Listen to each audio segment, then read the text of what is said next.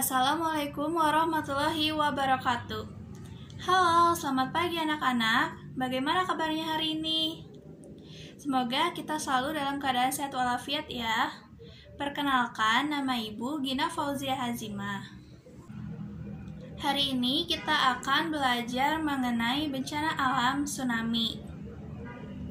Sebelum kita memulai pembelajaran, alangkah baiknya kita berdoa terlebih dahulu. Berdoa menurut kepercayaannya masing-masing dimulai. Berdoa selesai. Tujuan pembelajaran materi hari ini yang pertama, supaya adik-adik dapat mendeskripsikan pengertian dari bencana alam, dan yang kedua, supaya adik-adik dapat mengidentifikasikan bencana alam tsunami. Sebelum kita memulai pembahasan selanjutnya, ada yang masih ingat nggak nih pertemuan sebelumnya kita membahas tentang apa aja? Ya, betul. Pertemuan sebelumnya, kita sudah membahas tentang gempa bumi, tanah longsor, gunung meletus. Nah, untuk pertemuan sekarang, kita akan membahas tentang bencana alam tsunami. Apa yang dimaksud dengan tsunami? Sebelum kita mengetahui pengertian dari tsunami, Ibu akan mengingatkan kembali pengertian bencana alam. Bencana alam merupakan bencana yang diakibatkan oleh peristiwa atau serangkaian peristiwa alam. Pada umumnya, bencana alam terjadi karena adanya perubahan pada kondisi alam baik secara perlahan maupun secara ekstrim.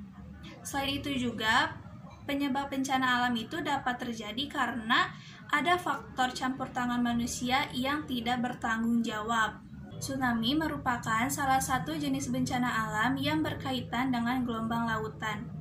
Tsunami berasal dari bahasa Jepang, su yang berarti pelabuhan, dan nami yang berarti gelombang. Secara harfiah, tsunami mempunyai arti ombak besar di pelabuhan. Lebih ilmiah lagi, yang dimaksud tsunami adalah perpindahan badan air yang disebabkan oleh perubahan permukaan laut secara vertikal yang berlangsung dengan tiba-tiba. Selanjutnya kita akan membahas mengenai faktor-faktor penyebab tsunami. Faktor yang pertama yaitu gempa bumi di bawah laut. Gempa bumi merupakan hal yang paling umum yang dapat menyebabkan terjadinya tsunami. Gempa bumi yang dimaksud tentu gempa bumi yang ada di bawah laut. Gempa bumi bawah laut menimbulkan banyak getaran yang akan mendorong timbulnya gelombang tsunami. Gempa bumi bawah laut merupakan penyebab mayoritas terjadinya tsunami di dunia.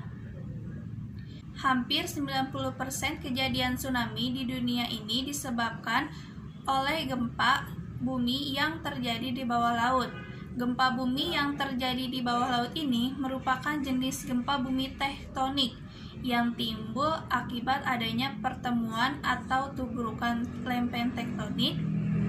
Meski gempa bumi bawah laut merupakan penyebab utama terjadinya tsunami, namun tidak berarti bahwa semua gempa bumi bawah laut dapat menimbulkan tsunami. Faktor yang kedua yaitu letusan gunung berapi bawah laut. Lautan yang memenuhi 2/3 dari permukaan bumi ini menyimpan banyak sekali rahasia. Kita tidak tahu banyak mengenai rupa penampakan di bawah laut, bahwa sebenarnya tidak hanya daratan saja yang mempunyai gunung aktif, namun juga bawah laut mempunyai banyak gunung aktif. Beberapa gunung aktif yang ada di bawah laut bisa berpotensi meledak atau erupsi sewaktu-waktu. Akibat adanya letusan yang besar atau kuat dari gunung berapi bawah laut ini, maka menyebabkan terjadinya tsunami. Contoh kejadian dari faktor letusan gunung berapi di bawah laut ini yaitu Gunung Krakatau yang meletus pada 1883. Peristiwa ini menimbulkan gelombang tsunami yang dahsyat sehingga menyapu bersih area di sekitar Selat Sunda. Penyebab gelombang tsunami selanjutnya adalah terjadinya longsor di bawah laut.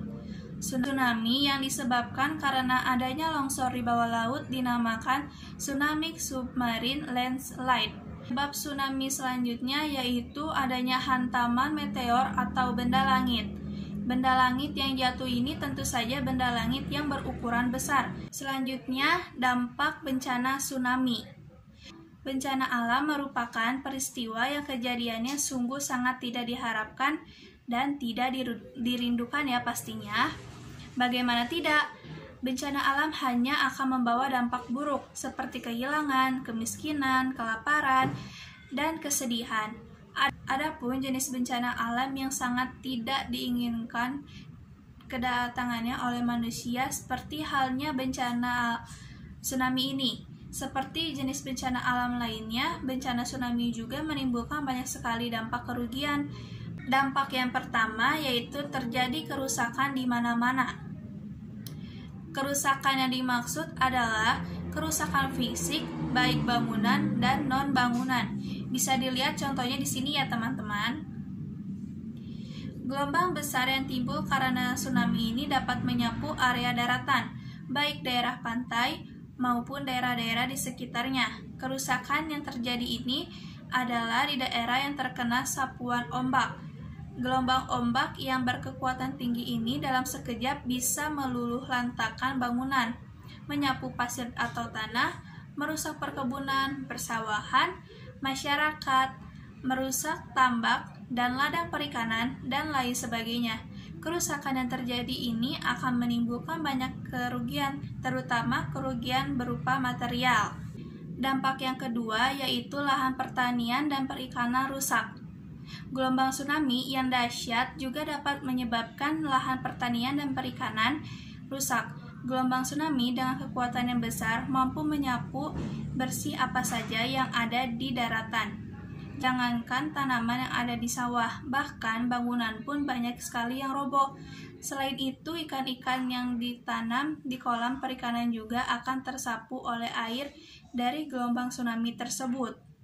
Faktor selanjutnya yang ketiga, menghambat kegiatan perekonomian. Kita sepakat bahwa semua bencana alam dapat mengacaukan kegiatan perekonomian di suatu wilayah. Hal ini termasuk bencana tsunami. Kerusakan dan kehilangan yang terjadi akibat gelombang tsunami akan melumpuhkan kegiatan perekonomian sampai beberapa waktu. Tidak hanya itu saja, namun kerugian yang disebabkan oleh tsunami mungkin saja menggantikan kegiatan produksi dan perdagangan dalam waktu tertentu. Dampak selanjutnya yaitu menimbulkan penyakit.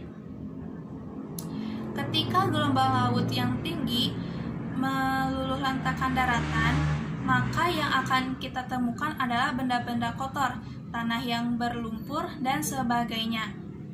Lingkungan yang tidak bersih akan menimbulkan banyak sekali bibit-bibit penyakit. Apalagi jika ditambah dengan jasad-jasad makhluk hidup yang meninggal, maka lingkungan akan semakin tidak sehat. Di samping itu, apabila tinggal di pengungsian, maka yang akan terjadi adalah timbulnya bibit penyakit karena kurangnya sarana dan prasarana. Selanjutnya, tanda-tanda terjadinya bencana tsunami. Setelah adik-adik mengetahui tanda-tanda terjadinya bencana tsunami ini, adik-adik bisa lebih siaga dan tidak panik. Berikut merupakan tanda-tanda terjadinya tsunami. Yang pertama, terjadinya gempa atau getaran yang berpusat dari bawah laut. Yang kedua, air laut tiba-tiba surut. Yang ketiga, tanda-tanda alam tidak biasa. Yang keempat, atau terakhir, terdengar suara gemuruh.